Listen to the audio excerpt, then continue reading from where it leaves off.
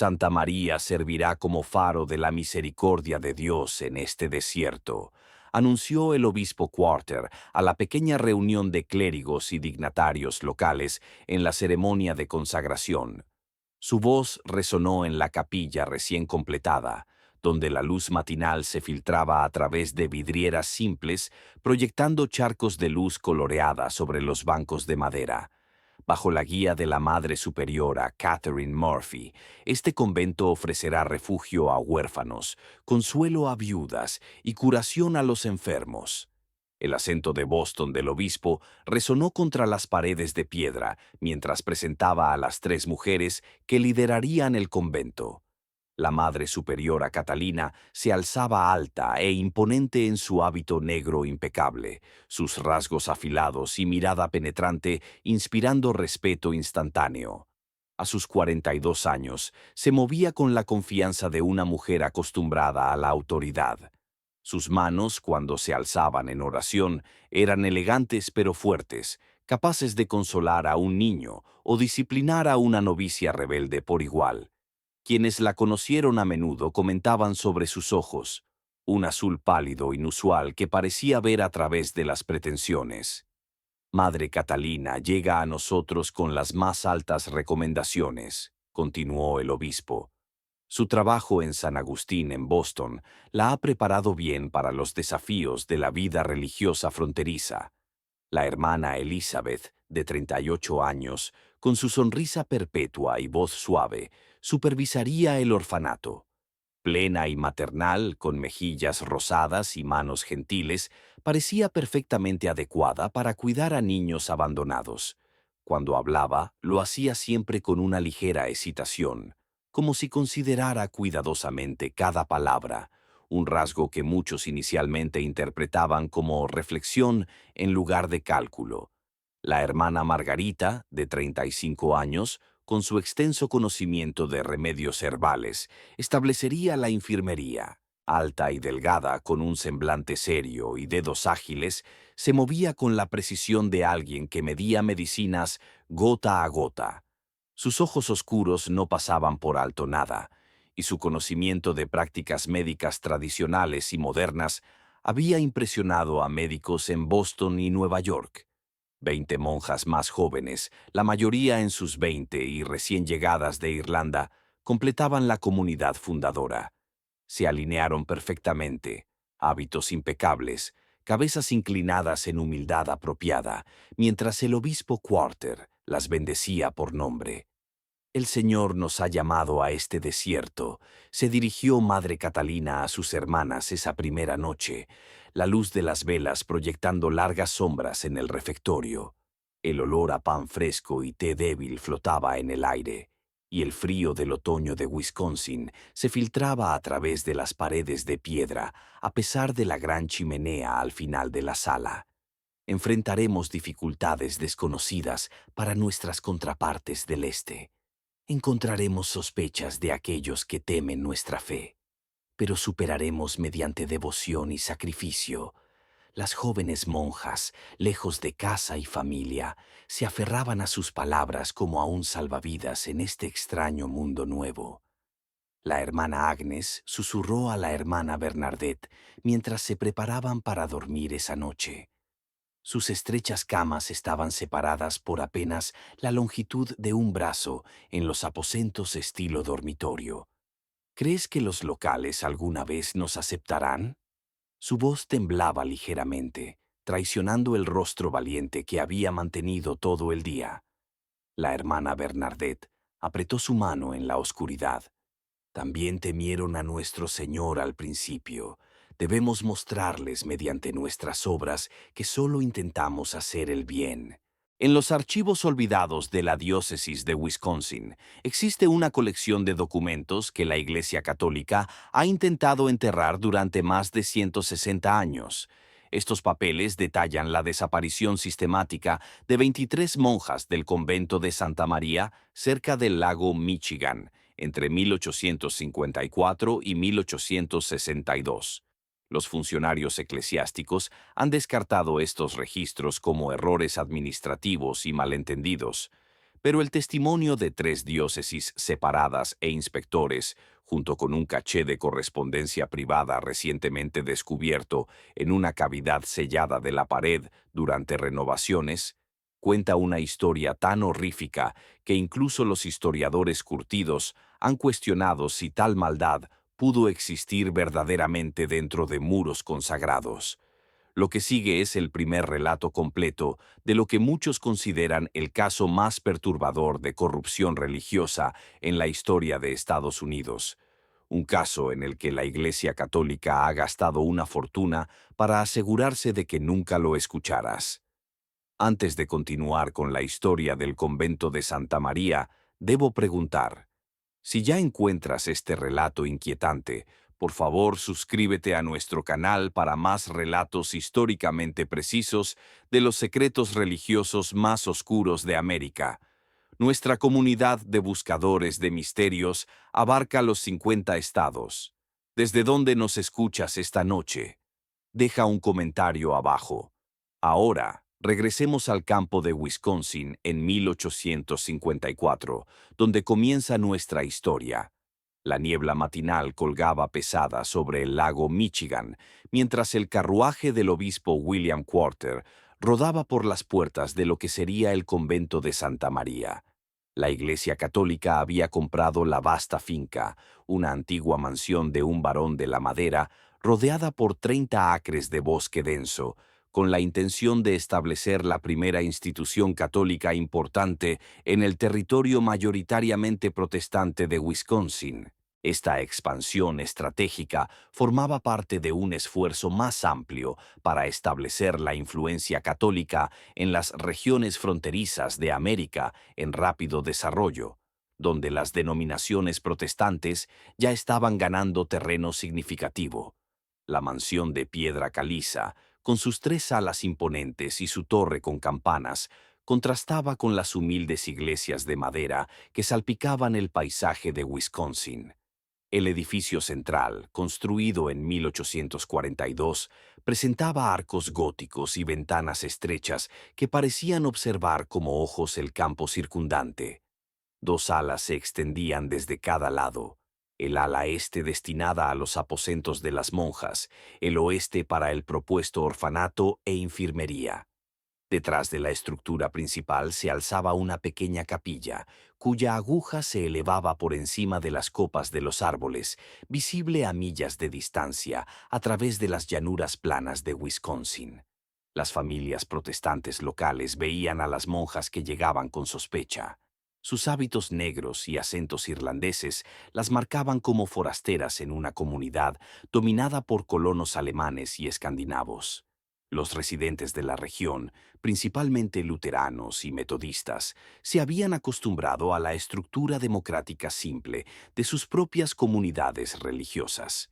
La naturaleza jerárquica del catolicismo, con sus rituales y secretos, se sentía extranjera y amenazante.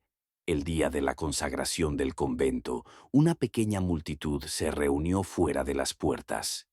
«Papistas», murmuró Elijah Hoffman, un anciano respetado de la iglesia luterana local, mientras observaba a las figuras vestidas de negro procesar hacia la capilla. «Traerán sus costumbres extranjeras aquí, corromperán a nuestros hijos con su idolatría». Su compañero, Wilhelm Schmidt, asintió sombríamente. «Mi abuelo huyó de Alemania para escapar de la persecución católica. Ahora nos persiguen incluso aquí». Este sentimiento, aunque no universal, reflejaba las profundas tensiones religiosas que formarían el telón de fondo de la tragedia por venir. La conversación susurrada terminó abruptamente al sonido de pasos en el corredor. Madre Catalina haciendo sus rondas, asegurándose de que todo estuviera en orden en su primera noche. El convento se estableció rápidamente como una comunidad religiosa funcional. El ritmo diario de oraciones comenzaba con maitines a las 3:00 am, las campanas cortando la oscuridad previa al amanecer, convocando a las monjas soñolientas de camas cálidas a suelos fríos de capilla. El zumbido distintivo de los cantos en latín llenaba la capilla 7 veces al día. desde las primeras oraciones matinales hasta completas a las 9:00 p.m. El sonido se convirtió en parte del paisaje local, tanto como el viento entre los pinos o el lejano mugido del ganado. Entre oraciones, las monjas operaban un pequeño orfanato para niños abandonados, atendían a los enfermos en una modesta infirmería y mantenían extensos jardines de vegetales.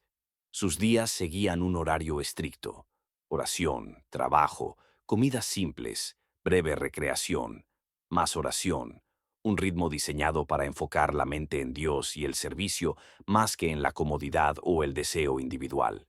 Para el invierno de 1854, el orfanato albergaba a 12 niños, mayormente descendientes de trabajadores inmigrantes irlandeses que habían muerto en accidentes ferroviarios o de madera. La hermana Elizabeth supervisaba su cuidado con aparente ternura, enseñando letras y números básicos junto con la doctrina católica.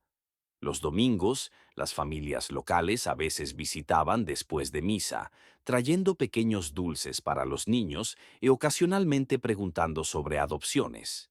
La infirmería de la hermana Margarita comenzó modestamente, pero rápidamente ganó respeto entre las familias locales.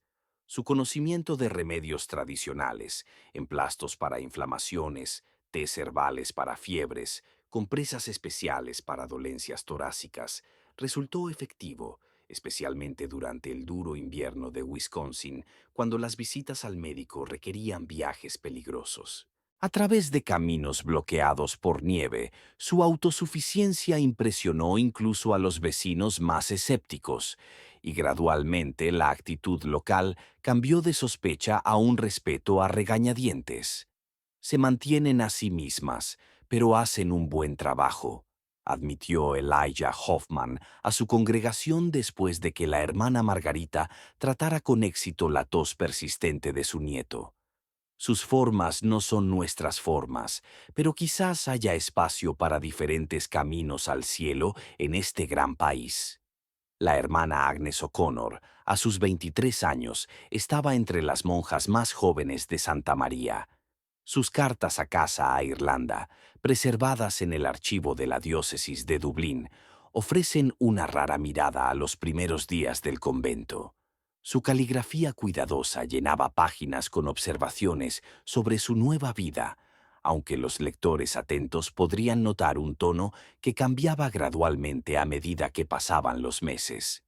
«El trabajo es más duro de lo que jamás imaginé», escribió en diciembre de 1854, el papel con manchas que sugerían lágrimas al escribir. «Mis manos están en carne viva de lavar ropa en agua helada, y las piedras de la capilla se sienten como hielo bajo nuestras rodillas durante las oraciones matinales. Pero Madre Catalina nos asegura que nuestros sacrificios agradan a Dios. La hermana Elizabeth ha sido particularmente amable, ayudándome a adaptarme a este extraño país. Me trae mantas extras en las noches más frías y ha mostrado tanta paciencia al enseñarme el cuidado adecuado de los huérfanos. Los remedios de la hermana Margarita nos salvaron durante una fiebre que arrasó el orfanato el mes pasado. Los niños ardían con tanto calor que temíamos perderlos a todos, pero su tintura de corteza de sauce y miel bajó sus temperaturas. Creo que estamos haciendo la obra de Dios, aunque confieso que aún lloro hasta dormirme algunas noches, extrañando las verdes colinas de casa. Lo que estas cartas no revelan, lo que la hermana Agnes misma podría no haber comprendido del todo, fueron los cambios sutiles que ya comenzaban a ocurrir dentro de los muros de Santa María.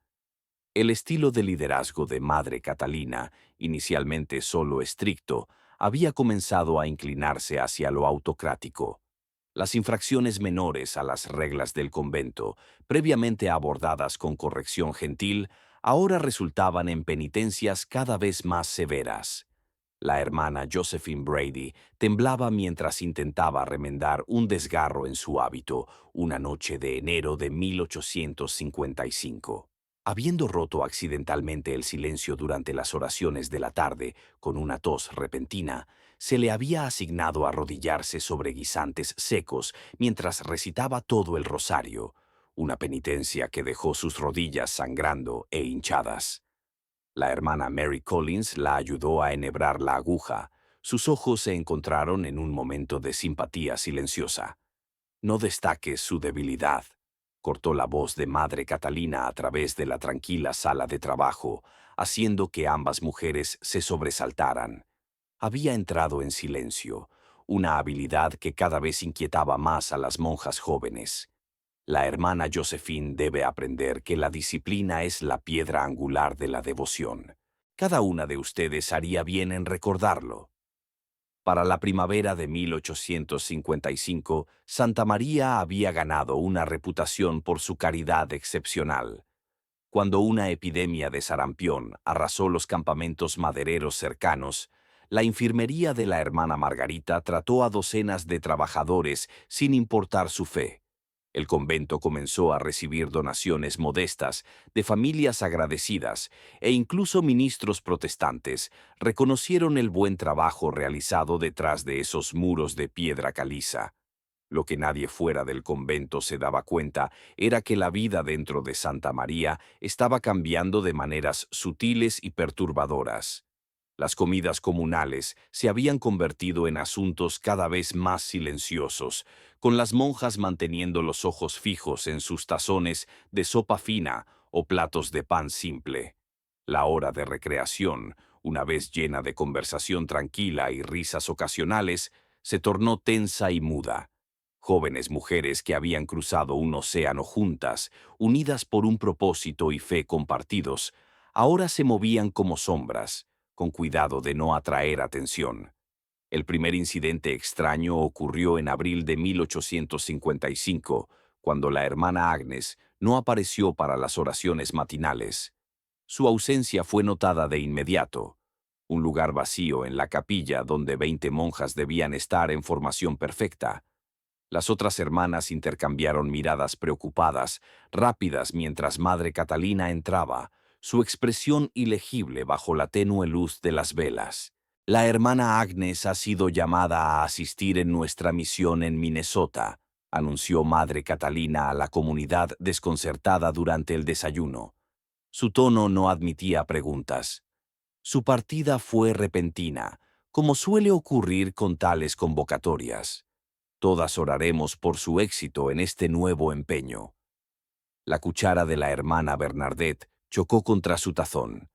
Pero madre, no me dijo nada, y se calló cuando los pálidos ojos de Madre Catalina se fijaron en su rostro. Estás sugiriendo, hermana Bernadette, que una novia de Cristo requiere permiso de sus compañeras más que de sus superiores antes de responder al llamado de Dios. La pregunta quedó suspendida en el aire como escarcha. No, madre, perdóname. La hermana Bernadette bajó los ojos a su avena enfriándose. Nadie había visto a la hermana Agnes empacar o partir, y no había mencionado una transferencia en sus cartas a casa. Pero en la estricta jerarquía de la vida conventual, nadie se atrevió a cuestionar más la explicación de la Madre Superiora. Aquella noche, en el dormitorio, varias monjas notaron que las pocas posesiones de la hermana Agnes, su libro de oraciones, el pequeño rosario de madera que le dio su madre, las medias de lana extra para los inviernos de Wisconsin, habían desaparecido, como si realmente hubiera empacado y partido. Pero la hermana Mary Collins, cuya cama había estado junto a la de Agnes, susurró a la hermana Teresa Donovan durante sus breves momentos a solas en el jardín. Su capa aún cuelga en su perchero. Se habría ido sin ella en abril en Minnesota. La hermana Teresa miró nerviosamente hacia las ventanas del convento. Quizás le dieron una nueva para el viaje. No deberíamos especular, hermana. 3 meses después, la hermana Bernadette Walsh desapareció de manera similar. El obispo ha solicitado la asistencia de la hermana Bernadette con un asunto delicado en Chicago, explicó Madre Catalina. Partió antes del amanecer para tomar el tren temprano. Otra vez, sin despedida, sin advertencia, solo una celda vacía y una explicación apresurada. Esta vez, La hermana Elizabeth elaboró durante el período de trabajo de las monjas. La hermana Bernadette mostró tanta habilidad con los huérfanos que el obispo ha solicitado que ayude a establecer procedimientos adecuados en el nuevo hogar de niños abandonados en Chicago. Su voz llevaba la mezcla adecuada de orgullo y aceptación piadosa, pero la hermana Mary notó que sus ojos normalmente cálidos permanecían fríos mientras hablaba. Para el invierno de 1855, 3 monjas más habían sido transferidas a misiones lejanas. Cada partida seguía el mismo patrón. Una monja joven, generalmente una que había atraído atención por su belleza o naturaleza gentil, simplemente dejaba de aparecer una mañana. Madre Catalina anunciaría su reasignación, siempre a un lugar demasiado distante para verificar fácilmente.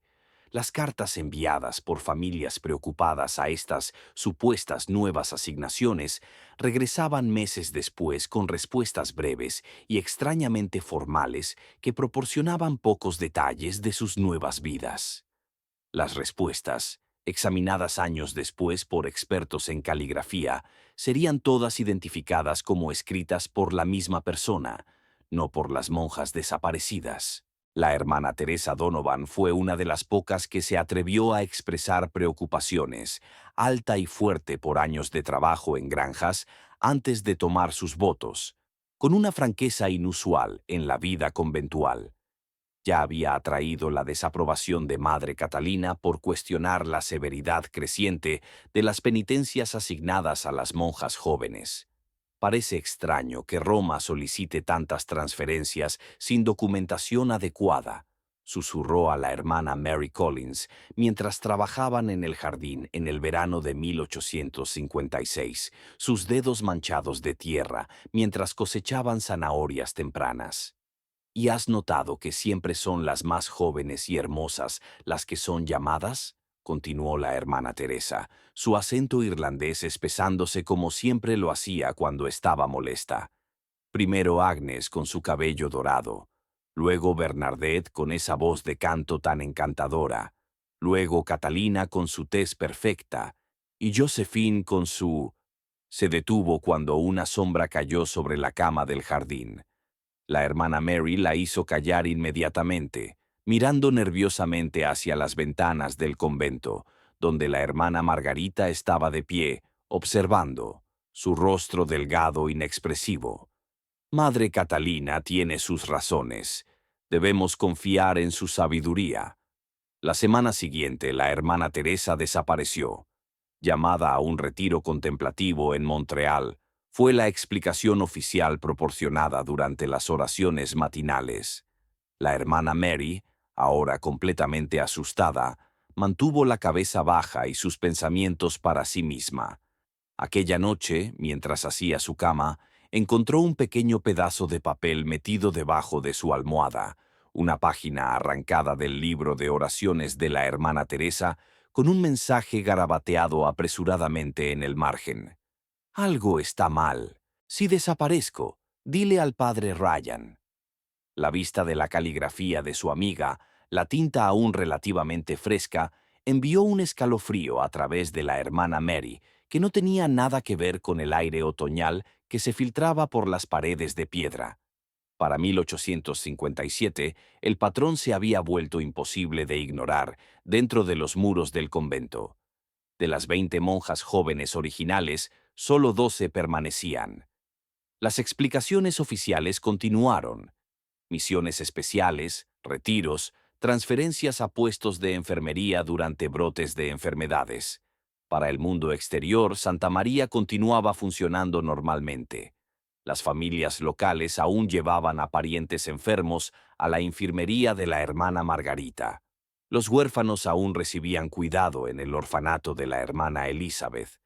Los visitantes del domingo no veían nada extraño en las procesiones solemnes de figuras vestidas de negro moviéndose de la capilla al jardín al refectorio. Pero dentro de esos muros de piedra caliza, el miedo se había convertido en una presencia tangible. Las monjas restantes hablaban en susurros, evitaban estar solas y observaban con terror cómo disminuían sus números.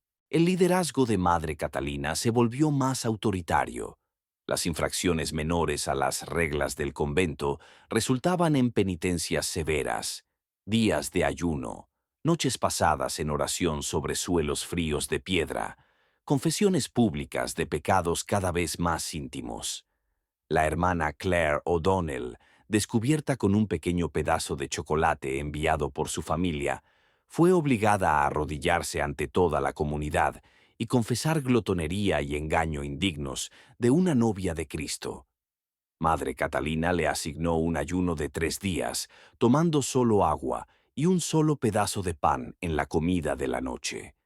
Cuando la hermana Claire se desmayó durante las oraciones de la capilla el segundo día, fue la hermana Margarita quien la revivió con sales aromáticas. Sus labios delgados se curvaron en lo que algunos describieron más tarde como una sonrisa. Una noche inusualmente fría de enero de 1858, la hermana Mary Collins se despertó por sonidos apagados desde la celda junto a la suya. A través de la pared delgada, pudo escuchar a la hermana Rebecca Murphy sollozando, luego un susurro agudo que reconoció como la voz de Madre Catalina. «Vendrás con nosotras ahora. Haz cualquier ruido y lo lamentarás». El sonido de pies arrastrándose siguió, luego silencio. La hermana Mary yacía congelada en su estrecha cama, el corazón latiendo tan fuerte que temía que delatara su vigilia. Las tablas del suelo en el corredor crujieron. 1, 2, 3 juegos de pasos alejándose de la celda de la hermana Rebecca. Luego un sonido que perseguiría los sueños de la hermana Mary durante años. Un grito apagado, rápidamente silenciado, seguido por lo que sonaba como un cuerpo siendo arrastrado más que caminando por su propia voluntad. A la mañana siguiente, Madre Catalina anunció que la hermana Rebecca había sido llamada a servir en una misión fronteriza en el territorio de Dakota. Los niños nativos allí requieren instrucción, y la paciencia de la hermana Rebecca con los huérfanos la ha preparado bien para esta tarea santa. Los pálidos ojos de Madre Catalina barrieron el refectorio, deteniéndose momentáneamente en la hermana Mary. Extrañaremos su gentil presencia, pero nos regocijaremos en el propósito de Dios para sus talentos. La hermana Mary, temblando de miedo, logró mantener la compostura durante las oraciones matinales. Sus cuentas de rosario hacían clic entre dedos temblorosos mientras articulaba las oraciones familiares. Su mente corría con posibilidades terribles. ¿Qué le había pasado a la hermana Rebecca? ¿Qué les había pasado a todas las demás? Esa tarde, mientras barría el corredor fuera de la oficina de Madre Catalina, escuchó una conversación perturbadora. La pesada puerta de roble no estaba completamente cerrada, y las voces llegaban claramente hasta donde estaba la hermana Mary, el cepillo de polvo inmóvil de repente en su mano. El doctor dice que ésta obtendrá un precio más alto. La voz normalmente gentil de la hermana Elizabeth había adoptado un tono frío y calculador que la hermana Mary no habría reconocido de no estar escuchando en esa puerta. Dice que los hombres pagan extra por las inocentes.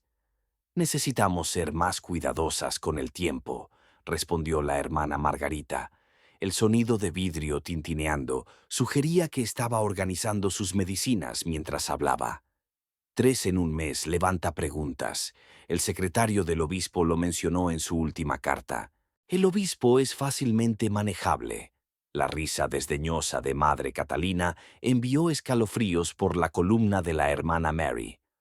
Otra donación a su fondo de la catedral y sus preguntas desaparecerán. Además, hemos establecido el patrón lo suficiente. Nadie cuestiona a las monjas enviadas a misiones fronterizas o sucumbiendo a enfermedades durante su trabajo caritativo. ¿Y qué hay de la chica Collins?, preguntó la hermana Margarita, su voz bajando. Observa demasiado de cerca. La he visto escuchando en puertas. Un momento de silencio siguió, durante el cual el corazón de la hermana Mary casi se detuvo. Esperaremos, respondió finalmente Madre Catalina. Es demasiado simple para obtener mucho y tiene esa correspondencia con su hermano en el seminario. Desaparecer demasiadas a la vez atrae atención. Rebecca mantendrá a los clientes del doctor satisfechos por ahora. La hermana Mary huyó antes de ser descubierta. Su mente corría. ¿Qué les había pasado a sus hermanas desaparecidas? ¿Qué terrible destino había alcanzado a la hermana Rebecca solo la noche anterior? ¿Y quién era este doctor? Las piezas comenzaron a encajar en un lugar terrible en su mente. Las monjas desaparecidas, siempre las más jóvenes y atractivas. Las extrañas visitas de benefactores bien vestidos que recorrían el convento con Madre Catalina. Los sonidos inexplicables a veces escuchados del ala norte cerrada por la noche. La creciente riqueza del convento a pesar de sus supuestos medios humildes. Tras una noche sin dormir de oración y deliberación, la hermana Mary tomó una decisión desesperada. Durante su deber semanal de recoger huevos del gallinero, el único momento en que se le permitía salir de los muros del convento sin supervisión, deslizó una nota escrita apresuradamente en el bolsillo de Jimmy Fletcher, el hijo de 12 años de un granjero local que entregaba leche al convento cada mañana. Los ojos de Jimmy se abrieron cuando la mano de la hermana Mary rozó su bolsillo. Nunca antes le había hablado directamente. Las reglas prohibían conversaciones casuales con extraños, especialmente hombres de cualquier edad. Por favor, entrega esto al padre Thomas en la iglesia de San José en el pueblo, susurró, presionando una pequeña cruz de plata en la mano del chico. La cruz había sido su regalo de confirmación, el único artículo de valor que poseía. No se lo digas a nadie más. Las vidas dependen de ello. El chico asintió solemnemente, su rostro pecoso serio más allá de sus años. Sí, hermana, lo prometo. La nota, que ha sido preservada en los registros de la diócesis, decía simplemente: algo malvado sucede en Santa María. Las monjas desaparecen. No son enviadas como se afirma. Temo por mi vida. Por favor, envía ayuda. Hermana Mary Collins. El padre Thomas Ryan, el joven sacerdote irlandés que recibió la nota, siempre había albergado reservas sobre Madre Catalina. Durante sus visitas mensuales para ofrecer misa en el convento, había notado la disminución del número de monjas y encontró las explicaciones de Madre Catalina vagas e inconsistentes. Pero como mero párroco, tenía autoridad limitada para cuestionar a una madre superiora. El padre Ryan paseó por su pequeño estudio, las tablas del suelo gastadas crujiendo bajo sus pies, mientras leía y releía el mensaje desesperado de la hermana Mary. La cruz de plata pesaba en su palma. La reconoció como el tipo dado a jóvenes mujeres en la confirmación, no algo de lo que una monja se desprendería a la ligera. La urgencia del mensaje, combinada con sus propias preocupaciones crecientes, exigía acción.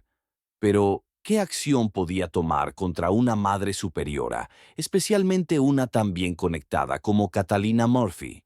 En lugar de confrontar a Madre Catalina directamente, el padre Ryan viajó a Milwaukee para hablar con su superior, el obispo John Henney.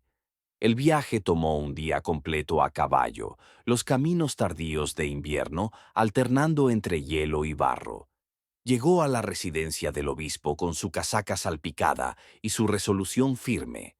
El obispo Henney lo recibió en un estudio cómodamente equipado, mucho más cálido y lujoso que la humilde casa parroquial del padre Ryan. La construcción de la nueva catedral de San Juan en Milwaukee dominó inicialmente la conversación, el obispo mostrando con orgullo dibujos arquitectónicos y discutiendo fondos con animación. Será la catedral más fina al oeste de Nueva York, declaró el obispo Henney, su acento alemán aún pronunciado a pesar de décadas en América. Un monumento apropiado a nuestra fe en este desierto protestante. El padre Ryan asintió apropiadamente, esperando una oportunidad para introducir sus preocupaciones. Cuando el obispo finalmente preguntó por su parroquia, el joven sacerdote expuso cuidadosamente sus observaciones. La disminución del número de monjas en Santa María, las explicaciones inconsistentes y finalmente la nota desesperada de la hermana Mary. La expresión del obispo cambió mientras el padre Ryan hablaba, su calidez inicial dando paso a una neutralidad cuidadosa. «Estas son acusaciones serias, padre», dijo, dejando a un lado la cruz de plata sin examinarla de cerca. «Madre Catalina ha explicado cada transferencia a mi satisfacción. Pero su excelencia, 8 monjas han desaparecido en menos de 3 años», presionó el padre Ryan. «No se ha proporcionado documentación para estas transferencias. Nadie ha recibido correspondencia consistente de estas mujeres después de que supuestamente se fueron». «Las misiones fronterizas requieren mujeres educadas», replicó el obispo con finalidad, levantándose de su silla para indicar que la reunión concluía. «No toleraré que difundas rumores que puedan dañar la reputación de la Iglesia en esta región protestante. Madre Catalina ha sido muy generosa al apoyar nuestro fondo de construcción de la catedral. Su liderazgo espiritual está más allá de reproche». Mientras el obispo lo escoltaba fuera, añadió con una nota de advertencia: «Concéntrate en tus deberes parroquiales, padre Ryan. Deja la administración de los conventos a aquellos designados por Dios para ese propósito». El padre Ryan dejó la oficina del obispo desanimado pero no disuadido. Si los canales adecuados no abordarían sus preocupaciones, necesitaría encontrar otra manera de investigar las misteriosas desapariciones en Santa María. La oportunidad llegó en marzo de 1858, cuando el obispo Henny asignó al padre Ryan recolectar los informes financieros anuales de parroquias e instituciones religiosas a lo largo de la diócesis. Esta capacidad oficial le dio una razón legítima para examinar los registros de Santa María y quizás encontrar evidencia de lo que les había pasado a las monjas desaparecidas. Los vientos de marzo cortaban a través del pesado abrigo del padre Ryan, mientras su buggy, tirado por caballos, se acercaba a Santa María. El convento parecía diferente de alguna manera, los jardines más descuidados, las ventanas más oscuras, a pesar del clima primaveral suave que debería haber traído a las monjas al exterior para su trabajo. La torre de campanas, que una vez sonó claramente para cada oficio divino, ahora sonaba menos frecuentemente, su tono de alguna manera apagado. Fue recibido en la puerta por la hermana Elizabeth, cuya sonrisa habitual parecía forzada. Círculos oscuros bajo sus ojos sugerían noches sin dormir, y su hábito típicamente impecable mostraba pequeñas señales de descuido, un alfiler faltante, una leve mancha en el cuello blanco. «Padre Ryan, no lo esperábamos hoy», dijo, su sorpresa mal disimulada. «Madre Catalina está indispuesta hoy», continuó, llevándolo a un pequeño salón frío en lugar del estudio cómodo donde Obichno se reunía con la Madre Superiora. «Pide que deje los formularios de la diócesis y ella los completará para fin de semana». «Me temo que el obispo fue bastante claro», insistió el padre Ryan, quitándose el abrigo y colocando su maletín sobre la mesa. Intentó proyectar una autoridad que no sentía del todo, consciente de que su juventud y posición relativamente baja en la jerarquía eclesiástica jugaban en su contra. «Debo revisar los registros personalmente este año. Se han descubierto irregularidades financieras en varias instituciones». La sonrisa de la hermana Elizabeth desapareció por completo. «Eso no será posible hoy. Nuestra contadora, la hermana Margarita, está atendiendo a un niño moribundo en la infirmería». «Entonces esperaré», se asentó más firmemente el padre Ryan en su silla. «O quizás podría recorrer el convento mientras espero. Ha pasado algún tiempo desde que vi las mejoras en el orfanato de las que tanto he oído hablar». La mirada que cruzó el rostro de la hermana Elizabeth, ¿era miedo? ¿Ira? Desapareció rápidamente. «Como desee, padre, aunque debo pedirle que evite el ala norte. Tenemos varios casos de influenza allí y no quisiéramos que se expusiera». El ala norte, donde nunca se le había permitido entrar al padre Ryan, supuestamente porque contenía los aposentos privados de las monjas. Su sospecha se profundizó. El recorrido reveló un convento funcionando muy por debajo de su capacidad reportada. ¿Dónde estaban los 20 huérfanos mencionados en los informes de Madre Catalina a la diócesis? El padre Ryan contó solo 7 niños, todos pareciendo delgados y asustados. Cuando intentó hablar con una niña pequeña que barría el suelo del dormitorio, la hermana Elizabeth intervino rápidamente, enviando a la niña en un recado. La enfermería, que supuestamente atendía a docenas de residentes locales, contenía solo 3 pacientes ancianos, ninguno mostrando signos de la influenza reportada.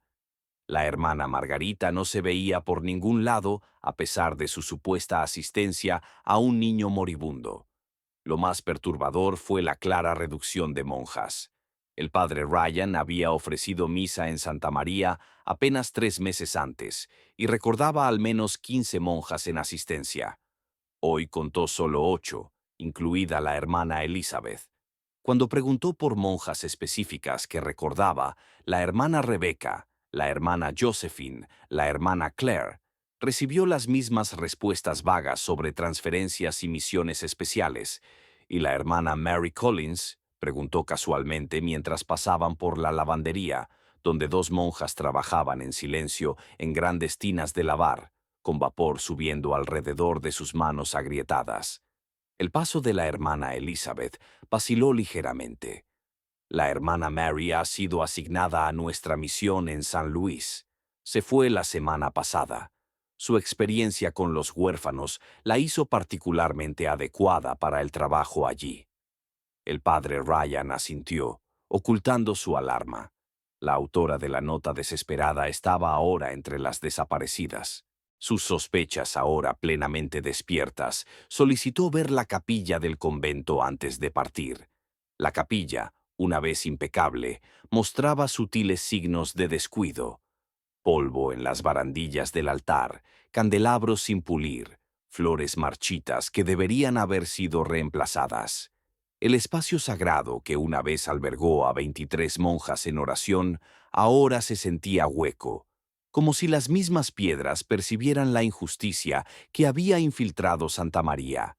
Mientras la hermana Elizabeth estaba momentáneamente distraída por un mensaje de una novicia, el padre Ryan se deslizó por una puerta lateral que sabía que conducía al ala residencial.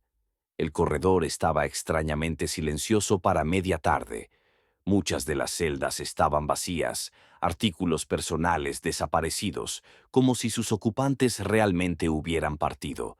Al girar para irse, un sonido apenas audible captó su atención. Algo entre un gemido y un lamento que venía de detrás de una pesada puerta de madera al final del corredor. La puerta, a diferencia de las demás, tenía un candado de hierro sustancial. El padre Ryan se acercó con cautela, escuchando atentamente. El sonido volvió, definitivamente humano, definitivamente angustiado. «Hay alguien ahí», susurró a través del ojo de la cerradura. «¿Necesitas ayuda?» Un momento de silencio, luego una voz femenina ronca. «Padre, padre, ¿es usted? Por favor, ayúdenos, por favor». Antes de que pudiera responder, la voz inconfundible de Madre Catalina resonó detrás de él. «Padre Ryan, esta área es estrictamente clausurada. Su presencia aquí es muy inapropiada». Se giró para encontrar a Madre Catalina, flanqueada por la hermana Margarita, y un hombre grande que no reconoció, no vestido como clérigo ni personal médico, sino con la ropa rústica de un trabajador, con brazos tan gruesos como troncos de árboles y un rostro endurecido en un ceño amenazante. «Perdóneme, madre», logró el padre Ryan, luchando por mantener su voz estable. «Me perdí después de visitar la capilla».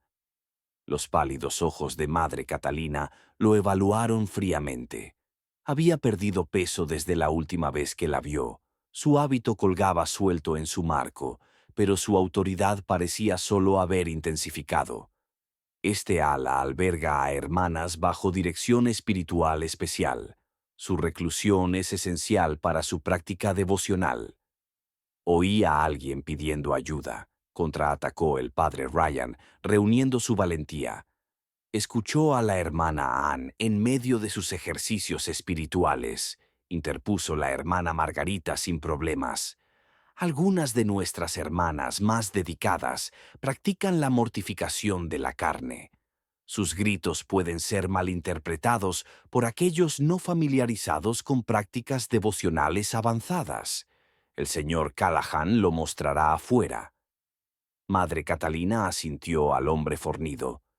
Enviaremos los informes financieros a Milwaukee para fin de semana. El hombre llamado Callahan dio un paso adelante, su postura sugiriendo que estaba acostumbrado a imponer la voluntad de Madre Catalina por medios no del todo espirituales. «Por aquí, padre», dijo, su voz llevando un toque de amenaza bajo la cortesía forzada. El hombre agarró su brazo con fuerza innecesaria. El padre Ryan atrapó una última mirada de la puerta cerrada, quien le había hablado. ¿Qué quiso decir con nosotros? ¿Cuántas mujeres estaban siendo retenidas detrás de esa puerta? El momento en que su buggy despejó las puertas del convento, el padre Ryan azotó a su caballo al galope, su mente corriendo más rápido que los cascos del animal. La voz, la puerta cerrada, las monjas desaparecidas, los niños asustados, la presencia intimidante del hombre llamado Callahan.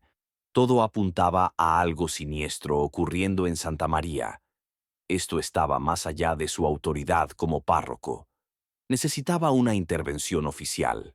Eludiendo al obispo Henny, a quien ahora sospechaba de complicidad o ignorancia deliberada, el padre Ryan envió un telegrama urgente al arzobispo John Hughes en Nueva York. Graves preocupaciones respecto al convento de Santa María, Wisconsin. Desapariciones sospechosas de múltiples monjas, evidencia de encarcelamiento, posible peligro para las hermanas restantes. Solicito investigación diocesana inmediata. Obispo local no responde. Padre Thomas Ryan, Parroquia de San José. Si sientes un escalofrío recorriendo tu columna mientras se desarrolla nuestra historia, no estás solo. Nuestra comunidad de buscadores de misterios a menudo reporta reacciones físicas a estos relatos históricos oscuros. Toma un momento para darle like a este video y compártelo con alguien que aprecie los verdaderos misterios históricos. Tu participación nos ayuda a seguir descubriendo los secretos ocultos de América. Ahora, regresemos a 1858, cuando una tormenta se está gestando sobre el convento de Santa María que revelará horrores más allá de la imaginación. El arzobispo Hughes, conocido por su enfoque directo en la gestión diocesana, respondió rápidamente. En lugar de alertar al obispo Henny, despachó a su secretario personal, el monseñor Patrick Kelly, para realizar una inspección sorpresa en Santa María. El monseñor Kelly llegó sin previo aviso a las puertas del convento el 17 de abril de 1858, acompañado por el padre Ryan y dos sacerdotes mayores de parroquias vecinas. El día primaveral amaneció claro y suave, el tipo de día que típicamente llenaba a los agricultores de Wisconsin de esperanza para la próxima temporada de siembra. Pero a medida que el grupo clerical se acercaba, un sentido de presagio parecía colgar sobre los edificios de piedra caliza. Cuervos circulaban por la torre de campanas, sus gritos ásperos rompiendo la quietud matinal. La recepción que recibieron hablaba por sí sola. Madre Catalina, normalmente compuesta y autoritaria, parecía desconcertada por su llegada, su rostro pálido, enrojecido, por lo que podría haber sido ira o miedo, al reconocer las ropas oficiales del monseñor Kelly y los documentos sellados que llevaba. El convento mismo parecía en desorden, con monjas apresurándose en lo que parecía ser actividad pánica. A través de una ventana abierta, el padre Ryan vislumbró a dos monjas jóvenes llevando brazadas de papeles hacia la cocina, donde la gran estufa de hierro fundido ardía sin importar el calor de la temporada. El olor acre de papel quemado se deslizó por el patio. Esto es muy irregular, monseñor, protestó Madre Catalina mientras el grupo clerical entraba al salón principal. Su voz, normalmente controlada y melódica, había adoptado un borde quebradizo. Tenemos protocolos para visitas oficiales. El obispo Geni siempre envía aviso con semanas de antelación, lo cual es precisamente por lo que el arzobispo Hughes me instruyó para omitir tal notificación, replicó el monseñor Kelly con frialdad. En sus 50 años, con cabello plateado y el rostro curtido de un hombre que había visto tanto guerra como paz, el monseñor proyectaba una autoridad que incluso Madre Catalina parecía incapaz de desafiar directamente. Tengo aquí una carta con el sello del arzobispo, autorizando una inspección completa de esta institución, sus registros y todos sus residentes. Confío en que cooperará plenamente. Los ojos de Madre Catalina se desviaron brevemente hacia la hermana Margarita, que estaba medio oculta en una puerta, su rostro delgado y legible. Pareció pasar una comunicación silenciosa entre ellas antes de que Madre Catalina se volviera hacia el monseñor Kelly con una sonrisa forzada. Por supuesto, monseñor, Santa María no tiene nada que ocultar. Sin embargo, insisto en que respete el encierro de nuestras hermanas clausuradas. Algunas están involucradas en ejercicios espirituales que no deben ser interrumpidos. Mi autoridad se extiende a todas las áreas de este convento, Madre Catalina, replicó el monseñor Kelly, desplegando la carta del arzobispo y sosteniéndola frente a ella. Sin excepciones. Lo que siguió fue una investigación de un día que más tarde sería descrita en el informe de 40 páginas del monseñor Kelly como el descubrimiento de un tabló de horrores sin precedentes en la Iglesia moderna. El equipo de inspección se dividió, con el padre Ryan guiando al monseñor Kelly directamente a la puerta cerrada en el ala residencial, mientras los otros sacerdotes comenzaban a entrevistar a las monjas visibles y examinar los registros financieros. Al acercarse al ala norte, encontraron a la hermana Elizabeth bloqueando el corredor, su rostro normalmente agradable puesto en una determinación poco característica. Madre Catalina ha prohibido la entrada a esta área, monseñor. Tenemos hermanas en retiro espiritual. Hermana Elizabeth, dijo el monseñor Kelly con suavidad pero firmeza, hablo con la autoridad del arzobispo Hughes. Abra la puerta o me veré obligado a considerarla en violación de su voto de obediencia. La compostura de la hermana Elizabeth se quebró ligeramente. No entiende lo que está haciendo, susurró, su voz de repente desesperada. ¿Él? Cuestionó el padre Ryan. Se refiere al obispo Geni. La hermana Elizabeth simplemente negó con la cabeza, los ojos desviándose nerviosamente hacia las ventanas como si esperara que alguien apareciera. Tras un momento de hesitación, se apartó. La puerta cerrada, cuando finalmente se abrió bajo amenaza de censura eclesiástica, reveló una escena impactante. 5 monjas, incluidas la hermana desaparecida Rebeca, estaban confinadas en lo que había sido una vez una sala de almacenamiento. El espacio, quizás de 15 pies cuadrados, contenía solo un orinal en una esquina y palés delgados en el suelo. La única ventana alta había sido tapiada, dejando la habitación en casi total oscuridad, salvo por la luz que ahora se filtraba por la puerta abierta. Las mujeres estaban pálidas, desnutridas y mostraban signos de abuso físico. Sus hábitos estaban rotos y sucios, sus rostros demacrados por el hambre y el miedo. Una, luego identificada como la hermana Josephine Brady, estaba fuertemente embarazada. Su vientre hinchado incongruente contra sus extremidades delgadas. El hedor de cuerpos sin lavar y desechos humanos era abrumador. El padre Ryan se apartó momentáneamente, luchando contra las náuseas, mientras el monseñor Kelly se persignó horrorizado. «En nombre de todo lo santo», susurró el monseñor. «¿Qué ha pasado aquí?» La hermana Rebeca, una vez robusta y rápida para sonreír, Ahora una figura esquelética con ojos huecos luchó por ponerse de pie. Padre Ryan logró, su voz quebrada por el desuso o los gritos, «¡Regresaste! Nos están preparando», susurró mientras el padre Ryan la ayudaba a una silla traída apresuradamente desde el corredor. «Para el doctor, para la casa en Chicago». «¿Qué doctor?», preguntó el monseñor Kelly con suavidad, arrodillándose a su lado a pesar de su edad y dignidad. «¿Qué casa en Chicago?». «Doctor Matthews», respondió la hermana Rebecca, su voz bajando a un susurro. «Viene a examinarnos, a ver cuáles son adecuadas». Cerró los ojos temblando. «Los hombres pagan más por monjas, por novias de Cristo». Eso es lo que Madre Catalina les dice. Mientras el padre Ryan y el monseñor Kelly atendían a las monjas encarceladas, asegurándose de que recibieran agua, comida y atención médica, los otros sacerdotes hicieron descubrimientos igualmente perturbadores en otras partes del convento. En los aposentos privados de la hermana Margarita, accesibles solo a través de una puerta oculta en la infirmería, encontraron estantes llenos de medicinas sospechosas, laudanum, cloroformo y otras sustancias típicamente usadas para dejar inconscientes a los pacientes.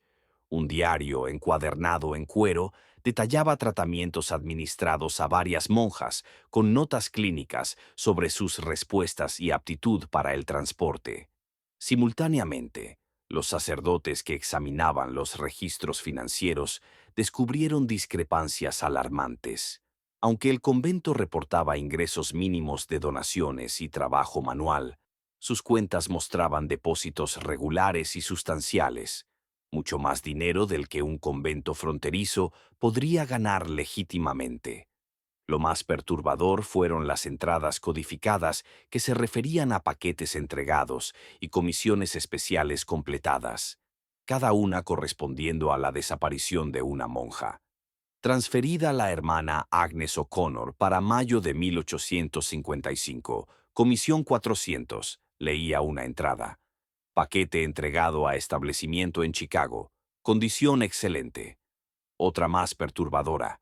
La hermana Teresa Donovan no apta para transferencia debido a resistencia, terminada noviembre de 1856, sin comisión. A medida que la investigación se profundizaba, emergió un patrón de abuso y explotación horrífico. A través de un cuestionamiento paciente de las monjas traumatizadas, el monseñor Kelly reconstruyó la verdad. Madre Catalina, la hermana Elizabeth y la hermana Margarita no eran líderes religiosas legítimas, sino impostoras que habían infiltrado el sistema católico años antes. La hermana Claire O'Donnell, una de las monjas rescatadas, proporcionó un testimonio crucial una vez que se sintió lo suficientemente segura para hablar. «Las escuché una noche», susurró, aferrando una manta alrededor de sus hombros a pesar del calor de la habitación. Madre Catalina discutía con la hermana Margarita sobre su pasado. La llamó Catalina. Dijo que habían llegado demasiado lejos para arriesgarse a ser expuestas, que habían cambiado identidades antes y podían hacerlo de nuevo si fuera necesario. La verdadera madre Catherine Murphy había muerto poco después de llegar a Wisconsin, envenenada, según el testimonio de la antigua asistente de la hermana Margarita en la infirmería. Añadió algo al té vespertino de Madre Catalina, testificó la joven monja. La original Madre Catalina comenzó a vomitar sangre esa misma noche. La hermana Margarita diagnosticó consumo y la aisló. Ninguna de nosotras pudo atenderla en sus últimos días. Las 3 monjas mayores habían tomado sistemáticamente el control del convento, estableciendo conexiones con una red de supuestas casas de caridad a través del Medio Oeste, que eran en realidad burdeles que atendían a clientes ricos con preferencias específicas. Las monjas jóvenes que captaban su atención, particularmente aquellas notables por su belleza, inocencia o naturaleza gentil, eran preparadas para un destino terrible. Primero venía el aislamiento a través de penitencias cada vez más severas por infracciones fabricadas, luego el drogadicción, a menudo con laudanum de los suministros médicos de la hermana Margarita. Las monjas seleccionadas serían violadas dentro del mismo convento por benefactores pagados. Hombres ricos de Chicago, Milwaukee y tan lejos como San Luis, que pagaban precios premium por la oportunidad de profanar a novias de Cristo. Venían después de completas cuando el convento debía estar en silencio, explicó la hermana Rebeca, su voz sin emoción, como si el desapego fuera la única manera de relatar tales horrores. Hombres con ropa fina, oliendo a colonia y whisky. Madre Catalina los guiaba al ala norte donde nos mantenían. Pagaban extra para que usáramos nuestros hábitos durante la violación. Aquellas que quedaban embarazadas, como la hermana Josephine, eran mantenidas aisladas hasta el parto, después de lo cual serían transportadas a burdeles en Chicago o San Luis, donde serían obligadas a prostituirse. Su trasfondo religioso y embarazo forzado eran comercializados como atracciones especiales para clientes depravados. Muchas morían dentro de años por enfermedad o abuso. La hermana Margarita nos examinaba regularmente, continuó la hermana Rebeca. Llevaba registros de nuestros ciclos mensuales.